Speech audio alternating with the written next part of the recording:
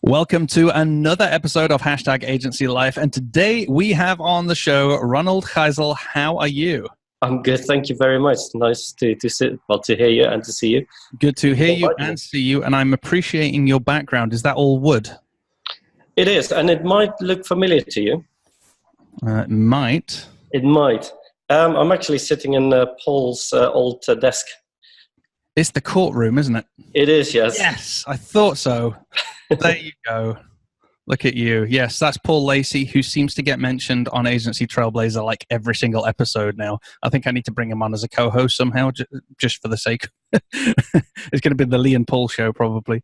So that's awesome. No, it's a beautiful location you're in. Well, you know the format. We're going to hold it of questions we're going to hit you with. You're unprepared, which is always the best way because that means the real stuff comes out and we're all ready and waiting to learn from you. So are you ready to rock and roll? I'm ready. Let's go. All right, then. So first of all, tell us the name of your agency and what it is you do. So the name is Webbees, as in busy bees. This name came about a few years ago. I had a complete loss of what we should call ourselves because we had the clients, but we didn't have a name, nor a logo, nor a website. So we put something together, and probably like most agencies, probably the good agencies, that is still under construction. Although the website is live, it just never really up to scratch as I would like it to be. Same for the logo, same for the name. But here you go. Life goes on. I think we're always operating, aren't we, on the MVP, minimum viable product for ourselves, but for everyone else, they get the best websites ever. So myanglecrown.com is still really something that I'd love to finish off, but never get any time. Yeah, or are we all using it as an excuse that it's still not quite as nice as you want it to be? But I suppose it's like with anything, it's just not enough time in the day. I think as well, we're all really critical of ourselves, of our own work, aren't we? So if I had £1 for every single time a designer said to me, hey, here's my website, but it's still in progress, so please be forgiving. I'm like, exactly that. Yeah. I would have thousands of pounds. It's actually one of the questions we ask when people join the community and we're like, hey, what's your website? And everybody apologizes for their website. Yeah, their websites look brilliant, but we, regardless of how brilliant they look, we all apologize for our own stuff. Don't know how to get around that one. But anyway, moving on. If we were going to have a big party in the courtroom to celebrate your birthday, how old would your agency be? The agency today would be 2 years and 9 months. So nearly 3. So a toddler. Yes. Learning to probably, walking, probably start to run and jump. So nice. Yeah. And that's when we're the most dangerous, isn't it? Yes. How did you guess? Exactly. All right. So let's talk about your mission as a business. Do you have a particular industry or niche that you work in? No, I don't. Although I would, if people ask me, name four words what your niche is or are, I would say e-commerce, WooCommerce, but that's also very much combined with Google Analytics and Google AdWords. And I think that 3 bringing shops to market is probably what I like most. But at the same time, probably 80% doesn't involve any of those 3. But you'd prefer to? I think that's what my main interest is. Yes, absolutely. Yeah. I think it takes time, but that sounds like that's a productized niche. It's a service that you can offer people in many different industries. Many people need e-commerce, etc. And that sounds like that's where your passion is and where you'd like to drive the business. So that sounds pretty cool. For the 80% that are not e-commerce, then what do you feel the main problem is that you're solving for those people? It's very personal to any business, and I like to enjoy working with a business owner, and whether it's a negotiation consultancy firm or whether they're selling British Liberty fabrics or a car hire, it doesn't matter. It's just a product that they're serving, and it's text and it's a picture that's on the website. But overall, everybody wants to have the same exposure and traffic and leads coming in. So it doesn't matter what the product or what the service is. It's mainly the person I'm dealing with. If I get on well with them, if I feel there's a connection, and usually it's a bit of a trust as well, because as a web designer or consultant or agency owner, you need to be entrusted with their financial well-being. and if you have the connection and they let you into that world and vice versa, something nice can blossom from that. Yeah. And that's why sort of coming back where if the right sort of person comes to me and said, look, can you help me? And I think I can, I'm happy to do that. So I think the difference there is, instead of you just being somebody who builds a website for you, which is very specific, it's like, I will just do this one thing for you. I think what you're saying here is that your difference for your clients would be is that you become a partner with them. They have to let you in, as it were, on those financial things, so that you can help them and be transparent with them as well, to help them achieve those financial targets, the leads they want to generate, etc. So, absolutely, I'm solving their problems. Perfect. Unfortunately, sometimes you get asked as well whether you can connect a printer, but that's very quickly. So no, that's not my. We get that as well. Hey, we've got a problem with Windows. The updates crashed. I'm like, I'm so sorry. You're going to have to call your IT department. So absolutely, we get that a lot.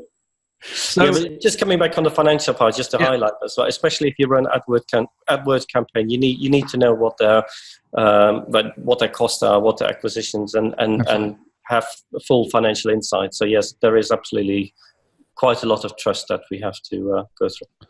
Yeah, I mean, if you don't know that information, you're just going to go ahead and start something. You could be spending too much. The cost per acquisition could be way too high, and it could lead to a bad relationship anyway. So yeah, being able to have an open and trustworthy relationship is absolutely essential. Yeah. Well, let's talk about marketing. How are you generating your leads as a business? Word of mouth is absolutely vital. And I'm really good at looking after customers, I'd like to think, because I think every customer or client has some sort of link to one another. You can create a spider web, and all clients are linked within that web, starting from one person.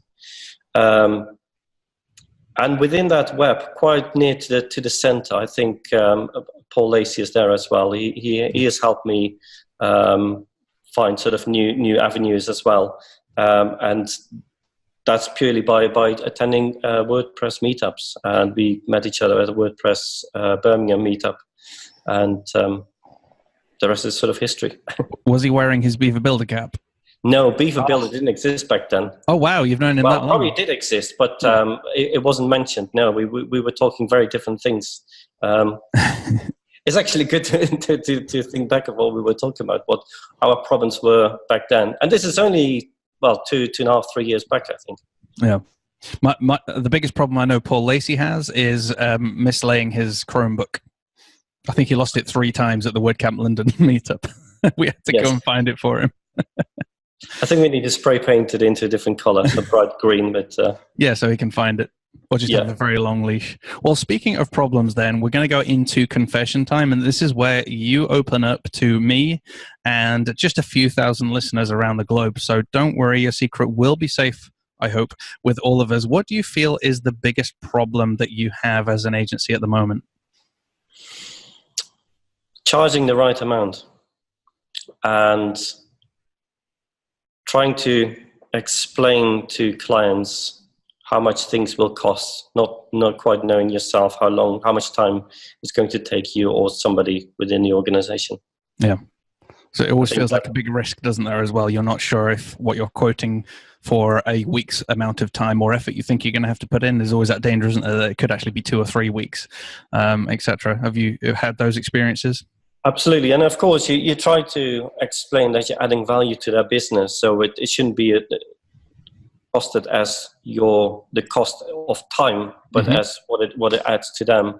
And I find that quite difficult to explain that. I'm not a natural salesperson. So yes, I think that's probably the biggest challenge. Definitely. It's something we struggle with. There's definitely the value aspect, but there's also just making sure that we haven't breached the amount of time that we have put aside, because then that really starts to erode that profit, doesn't it? Or starts to smash into other projects. That's one thing that we struggled with quite often, is having one project going overtime and another one starting. So you have this horrible overlap.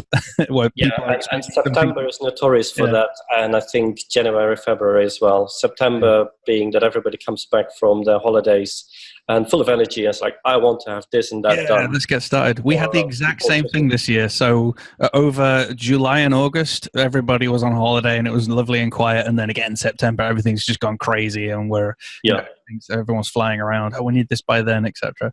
So, well, on that, with the crazy life of an agency owner, it's okay if you don't have an answer to this, but we're all trying to learn from each other. We own our own businesses. We're constantly thinking about our business, the projects that we're working on. Have you found any ways of being able to switch off from your business?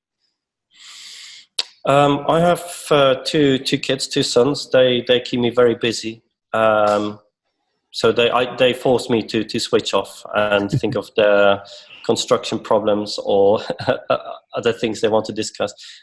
I think I can be very good at switching off. Also, when I go to sleep, I can sleep within 3 minutes. So somehow I'm probably more natural in putting things at the back of my mind and deal with it the next day. Yeah. And the old classic, write things down, make a list. I mean, one of the tools I use, and it's a freemium tool, and I use the free version, is Asana, which is not going to be my main tool, which I'm going to suggest later. But it's on my phone, it's on my desktop, it's everywhere. So if I have anything in my mind, if I forget something, it's just write it down.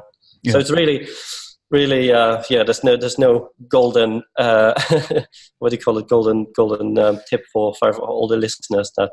Somebody else said something similar about writing it down. Once you've written it down, you can just allow it to no longer be in your mind. I think someone said if you remember you need to go and buy milk, you write down to buy milk, and then you forget about buying milk because it's been written down and you can come back to it later. You don't have to think about the process of buying milk then for the rest of the day and stressing yourself out. So exactly, and set deadlines and send reminders. And the cool thing about Gmail as well, you can resend the emails to the next day, for example. If you have a lot of emails coming in and they're not urgent, you can snooze them and they appear again the next day in your inbox. I do it all the time. It's just have a clear road ahead and focus on one thing. But I must say, I make the mistake all the times. And if you look at my desktop now, you'll see 15 tabs open being... I have 5 open. I'm good. You're good, yes. Yeah. On this window, there's probably one hidden away, minimized with hundreds more open. So yeah, so it's very easy for me to say what people should be doing, but we're all guilty of it. Yeah, exactly. So, all right, here's another question as well. This is something that I often struggle with because I don't find the time necessarily. How, if at all, are you enabling to ensure you're being healthy as well? I have joined the gym, believe it or not. Yeah, and it's 5 minutes walk from the office. I cancelled it over the summer and I rejoined and they offer me 3 months half price. Nice. My bag is packed, but I haven't been. So, but I am fairly good at going at least once a week, and that has made a difference. That's good. But it took me a few years to admit to that I need some. I always thought I can be healthy. I have a garden. I live in the countryside. I can walk to get any of that, which I just don't because there are 100 excuses for not doing it because it's raining, because it's cold, and I have this to do, I have that to do. Yep. But I realized that I need some machine to make me walk, whether it's a running machine or a rowing machine, and it's just the way we are today that we need technology and machines to make us. And it's the perfect time to listen to a podcast as well. Yes. So if you can make it absolutely completely in Audible and podcast, but I know where you're going with this. So be sure to check out the podcast. You're already listening to it. If you're listening to this podcast, you already have it. Take us to the gym. It's a great place to take us. It might even help me lose some weight. So that's fantastic. Well, we're on our final question, which is, and you got to pick one tool. You have to be really, really strict to yourself, and you're not allowed to say Gmail as in G Suite because that's lots of tools. So if that was it, I'm sorry. But can you name one tool that you feel has been essential in your agency's success and why?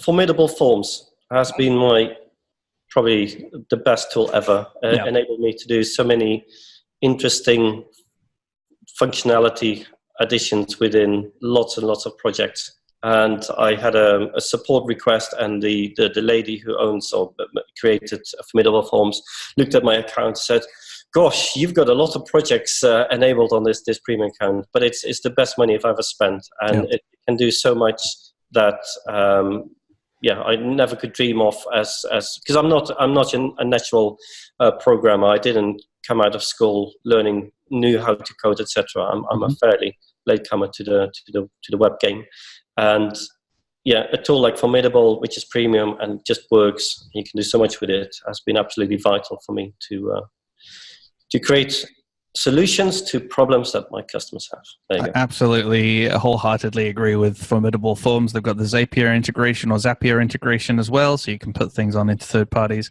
The conditionality is great. You can also edit the output as well. There's so much inside of even the standard system. Yeah, views, absolutely. Stuff. Yeah, you can create e-commerce, you can create calendars, booking forms, obviously, but it's the customer or the visitor views, and they can change their own input. So creating membership forms so everybody can edit their own details, description, name, contact details. Integrates in with payment solutions as well. So you've got the whole 9 yards. It's a phenomenal product.